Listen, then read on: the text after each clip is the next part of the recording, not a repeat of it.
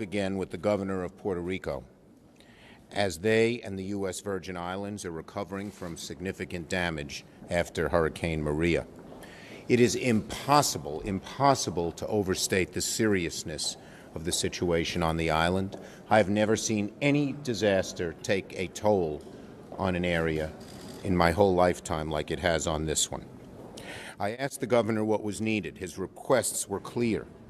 We are calling on the administration to immediately give Puerto Rico and the Virgin Islands the assistance it needs. We are calling on the president to have all hands on deck and give Puerto Rico and the Virgin Islands the help they need, and do it now. First, Puerto Rico needs additional security presence of at least 1,000 to 1,500 people. They need U.S. military disaster and humanitarian assistance to help maintain order and man the food and fuel. Because the island is so disrupted, they don't even have the personnel when they have food to get it to the people who need it. And the people can't get there half the time. Second, they need additional first responders and all available resources to help restore communications on the island. Many of the cell towers are down. Communications to so many people is remote and gone. Third, they need at least 200 generators right now. They need additional fuel. They need fuel trucks. They don't have any of that. All the overlying power lines, including the main trunk power lines that are above ground, were destroyed. The only people who have power are those who got their power from underground lines. And about the personnel, they are now bivouacking, helicoptering in certain medicines that people depend on. They have to fly them in from far away and then somehow get them to the people who need them. Fourth, they need hundreds of power workers to get the power back up and running.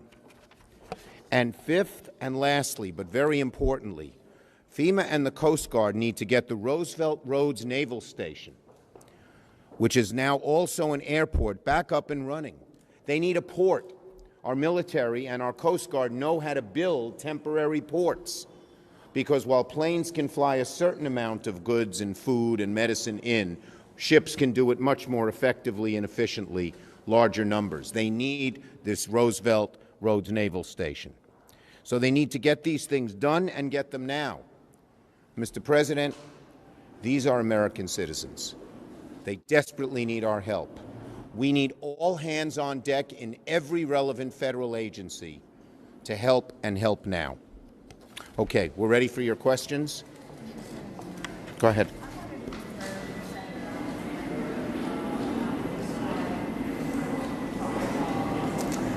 Well, they just walked out of their caucus and announced that they were not moving forward. I just walked out of mine, so I haven't had a chance to talk to him. I have been very clear and consistent. I'm ready to go. The minute they say he's okay to go. I saw Senator Alexander in the gym this morning, and I told him, yes, I told him we wanted to move forward, that Senator Murray is eager to move forward because she talked to me about this, and he seemed open to it. Senator Alexander last week said that the single hair plan, which was co-sponsored by 50 Democrats that was available, was counterproductive to the Murray-Alexander talks.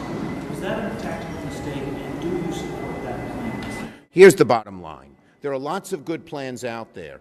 Some Democrats support one, some Democrats support the other. I haven't co-sponsored any of them as of yet. However, there's a big difference between the two parties. Every Democratic plan wants to expand health care, help people, more people get better health care. Every Republican plan wants to cut back on health care. That's the difference between the parties that I hope will change now that this bill has been defeated.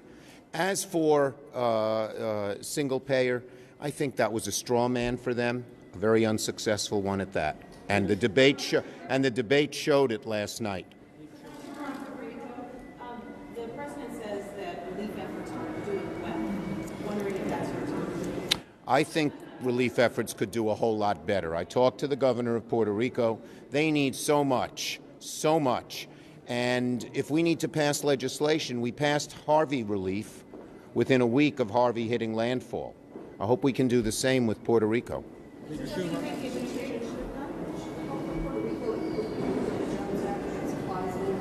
I haven't looked at that yet, so I couldn't answer it. Senator Schumer, Senator Tillis yesterday introduced a bill that he's calling a more conservative approach on DACA for the Dreamers. I was wondering if among Democrats there is discussion about supporting. Well, we're glad that some new Republicans are supporting citizenship, but the bill has a lot of deficiencies, and Senator Durbin will be talking and meeting with Senator Tillis to discuss those. Is the DREAM Act a red line for Democrats? Look, we don't draw lines in the sand, but at the White House, the President said to Leader Pelosi and I that he would support the Durbin Graham bill. Leader Schumer, thank you. What about the idea when we have Lindsey Graham and McConnell here, and they say we'll come back to this after that? That doesn't sound like they are getting off of this idea of repeal and replace. And you have said repeatedly, once they die, I think if they, the reason it failed is because the American people really didn't like it, not just marginally, but by a huge margin. If they go back to it, they're going to find the same situation, and they'll fail again.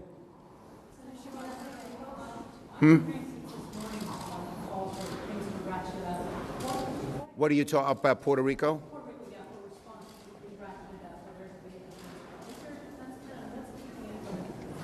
I spoke to the governor of Puerto Rico. I asked him his 5 top needs. I've just told you them. We hope the administration can act on those now.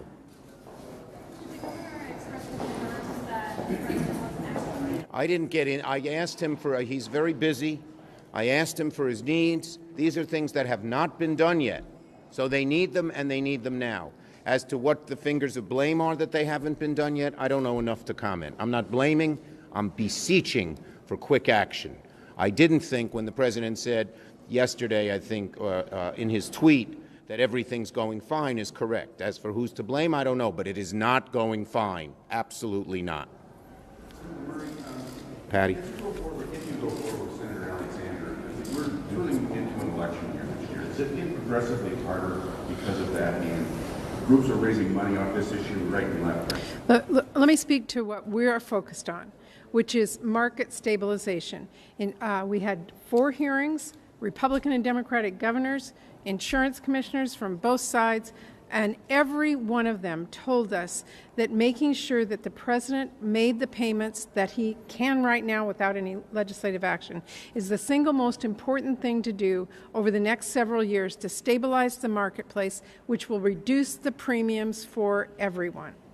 So that has to, if the president is not going to do it, Congress has to act. The president can do that on his own right now and bring stability like today to that.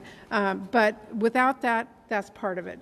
Making sure that we look at several other provisions that allow this to move forward better in states are something else that we can do in the short term. So what Lamar and I are rightfully focused on right now is the short-term stability of the insurance marketplace so that premiums do not go up. And Patty and Lamar are 2 good, terrific negotiators. I believe left to themselves, without anyone putting pressure on them not to do it, it can happen and happen quickly. Okay?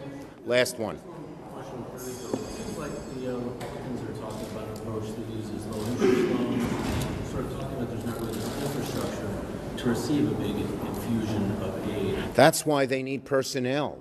They don't have the infrastructure now. That's why they're calling for actual personnel. They could be military personnel. They could be civilian FEMA personnel. They need a lot more personnel to carry out all the things that need to be done and done quickly. Low-interest loans are down the road. They need help now. Thank you.